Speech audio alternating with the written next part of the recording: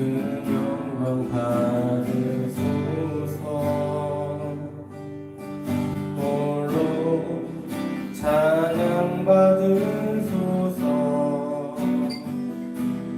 모든 이름 위에 뛰어난 그 이름, 온 땅과 하늘이 다 찬양해.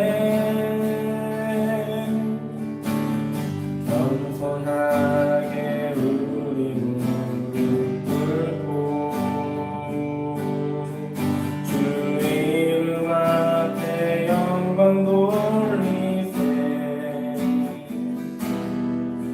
모두 절하세. 독생자 예수 주님께 찬양 드리리. 모든 영광과 존귀와 능력 받으소서. 받으소서. 모든 영광과 존귀와 능력 받으소서. 받으소서. 그리스도 살아계신 하나님.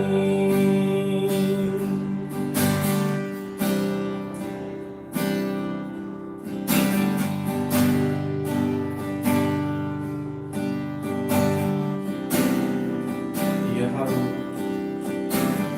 살아갈 때 주님께 영광 돌리는 삶 살게 해달라고, 이 시간 하나님의 뜻이 밝히 보이게 해달라고 기도하겠습니다. 하나님, 이 시간 말씀 드립니다. 하나님은 우리를 향하신 그 뜻 우리가 살펴보고자 합니다. 이 새벽에 하나님과 동행하게 하여 주시고, 그 영적 교제의 힘으로 살아가게 하여 주시옵소서. 주님께서 함께 하여 주시니 싸웠고 우리를 구원하신 예수 그리스도의 이름 안에 기도드리옵나이다. 아멘.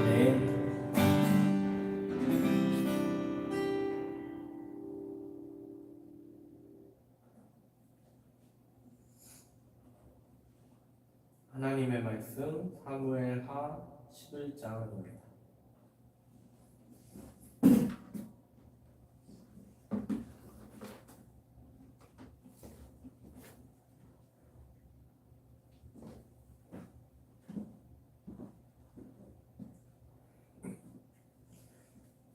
사무엘하 11장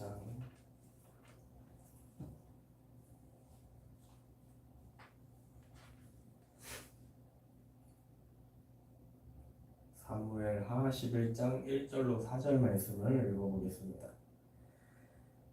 그 해가 돌아와 왕들이 출전할 때가 되매 다윗이 요압과 그에게 있는 그 부하들과 온 이스라엘 군대를 보내니 그들이 암몬 자손을 멸하고 라빠를 에워쌌고 다윗은 예루살렘에 그대로 있더라.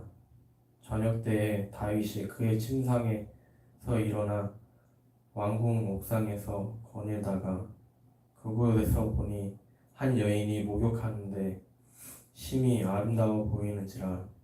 다윗이 사람을 보내 그 여인을 알아보게 하였더니 그가 아뢰되 그는 엘리암의 딸이요 햇사람 우리아의 아내 바세바가 아니니까 하니 다윗이 전령을 보내어 그 여자를 자기에게로 데려오게 하고 그 여자가 그 부정함을 깨끗하게 하였으므로 더불어 통칭하매 그 여자가 자기 집으로 돌아가니라. 아멘. 오늘 설교 제목은 내 것과 남의 것을 구분하라입니다. 오늘 말씀의 주인공은 다윗입니다. 그는 당대의 영적 거인이었습니다. 그리고 탁월한 왕이었습니다. 그것이 다윗에게 문제가 되었습니다. 왕이 되기 전부터 하나님과 교제하다시피 훈련을 받았고 그 은혜를 덧입어서 탁월한 왕이 되었는데 어느새 이것이 자신의 자랑이 되어버렸고 그에게 영적 안일함으로 다가왔기 때문에 그렇습니다.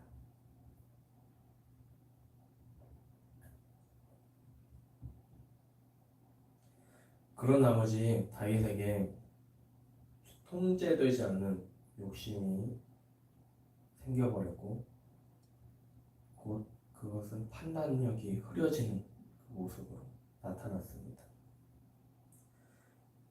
2절 말씀을 한번 보겠습니다. 저녁 때에 다윗이 그의 침상에서 일어나 왕궁 옥상에서 거닐다가 그곳에서 보니 한 여인이 목욕을 하는데 심히 아름다워 보이는지라. 다윗이 저녁 때 일어나서 옥상에서 산책을 즐겼습니다. 그러다가 한 여인이 목욕하고 있는 장면을 본 것입니다. 중요한 것은 이때 이스라엘이 처한 상황이 어떠했는가가 중요합니다. 1절을 읽어보겠습니다. 그 해가 돌아와 왕들이 출전할 때가 되매 다윗이 요압과 그에게 있는 그의 부하들과 온 이스라엘 군대를 보내니 그들이 암몬 자손을 멸하고 라빠를 에워쌌고 다윗은 예루살렘에 그대로 있더라. 전쟁 중이었습니다. 전쟁. 근데 이렇게 안일하게 저녁에 일어나가지고 산책을 즐기는 모습.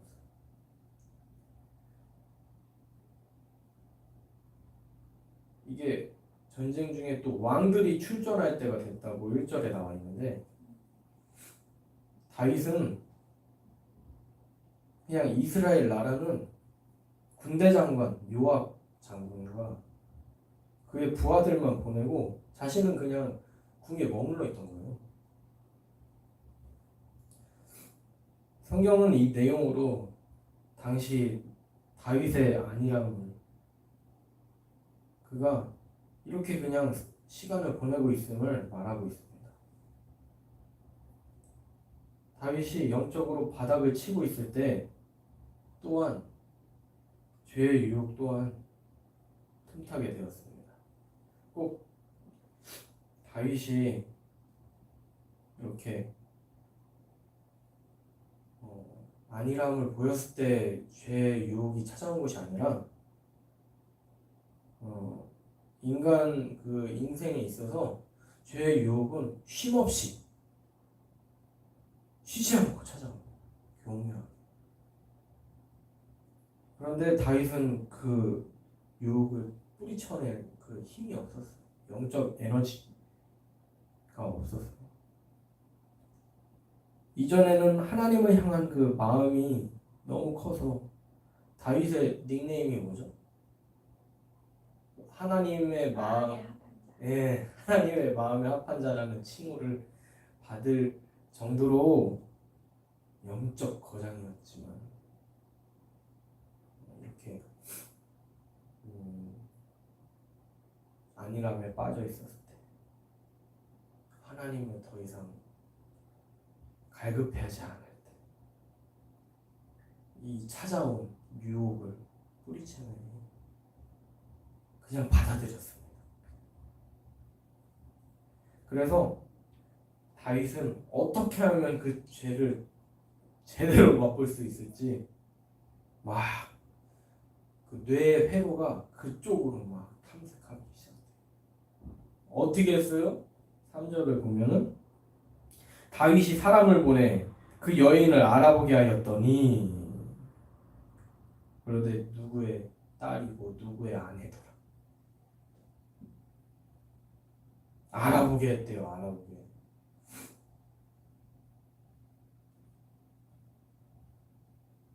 그래서 누구의 아내라고 하는데 또 어떻게 4절에서 다윗이 전령을 보내서 그 여자를 데려오게 했대. 그래서 이제 사건이 벌어진 거죠. 죄짓게 되는 거죠.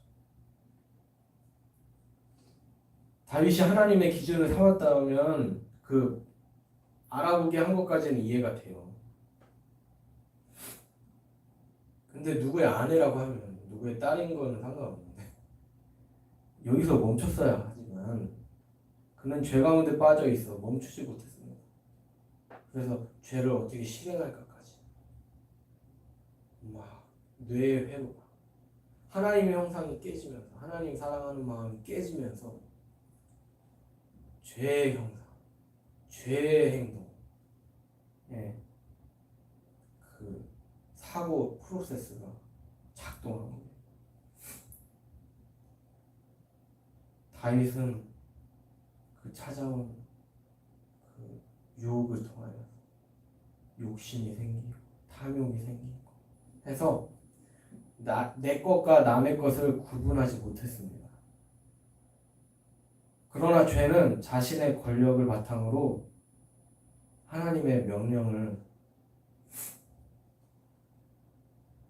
어기는 것을 뜻하죠. 하나님이 주신 것입니다. 그래서 자신이 갖고 있는 것도 오늘 설교 제목이 내 것과 남의 것인데 결국 내 것은 없어요. 그렇다고 이웃집 거는 아니에요. 누구 거예요? 하나님 거예요. 분명히 내 것과 하나님 것을 구분해야 되는데 그게 잘 정리가 돼야지 그 이웃 거가 인정이 되고 내 것이 인정이 돼요. 처음부터 내 것과 이웃 것은 정해질 수 없습니다. 먼저 하나님 거를 인정할 줄 아는 사람이 진정으로 내 것과 타인의 것을 구분할 수 있습니다. 그것을 어기게 됐기 때문에 그냥 자신이 왕인데 다 자기 것이라고 생각했겠죠. 그러니까 막 전령을 불러다가 그 여자 알아보게 하고 또 그 신상을 좀 알았으면 됐지 또 데려오라고 하고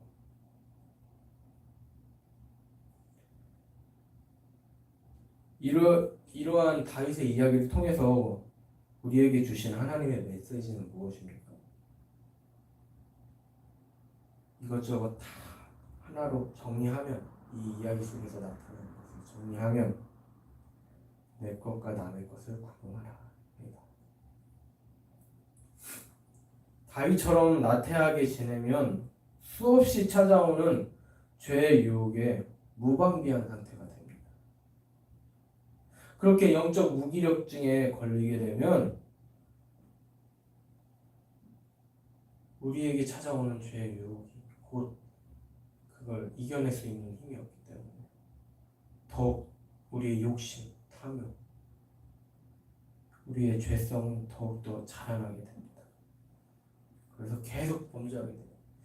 계속 죄를 하기 위해서, 죄를 저지르기 위해서 계속 우리가 범죄하는 까닭은 무엇입니까? 내 인생이 내 것이라고 생각하기 때문에 그렇습니다. 우리의 인생은 하나님이 허락하신 것이기 때문에 하나님 것인데 우리가 그 자리에 앉으려는 마음 내려놓아야 합니다. 우리가 현재 누리고 있는 것들이 어찌 우리의 것입니까? 하나님이 허락하신 증여물일 뿐이죠. 우리들을 종으로 부르셔서 저마다 하나님이 맡겨주신 일 하라고 주신 것이죠. 그래서 있다고 자랑할 필요도 없고 없다고 속상해할 필요도 없는 것이죠.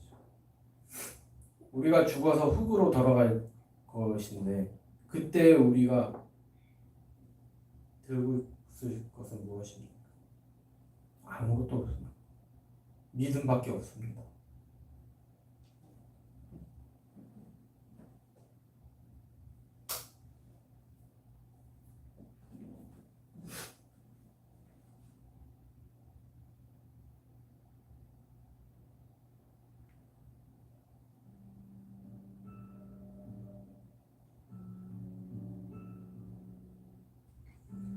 하나님이 이 하루도 허락하셨습니다.